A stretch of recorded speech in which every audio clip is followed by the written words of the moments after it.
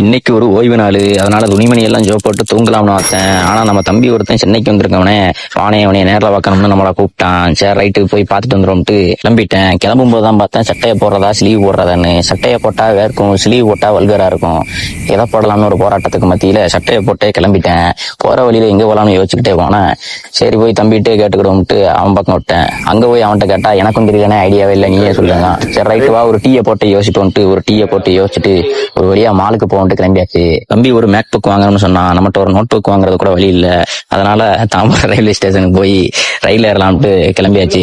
போற வழியில ஒரு பெருசை பார்த்தோம். வழி கேட்டுக்கிட்டு இருந்தாரு. வழி கேட்டவரை நம்ம ஃபன் பண்ணலாம்னு பார்த்தா அவர் நம்மளை வச்சு ஃபன் பண்ண ஆரம்பிச்சிட்டாரு. நீங்க எங்கே இருக்க? நாங்க வரோம். திரும்ப திரும்ப வந்துகிட்டே இருக்காரு. ஒரு எண்டே இல்லைங்கிற மாதிரி அவர்கிட்ட இருந்து நாங்க தப்பிச்சு ட்ரெயின் ஏறி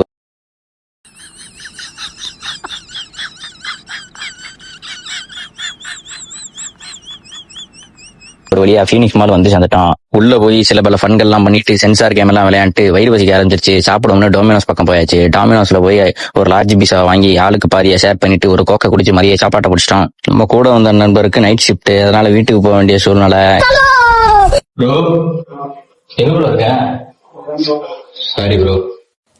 வீட்டுக்கு வந்ததும் கையா காலை கழுவிட்டு சாப்பிட கிளம்பிட்டேன். சாப்பிட்டதும் அப்புறம் என்ன, நாளைக்கு பார்ப்போம்.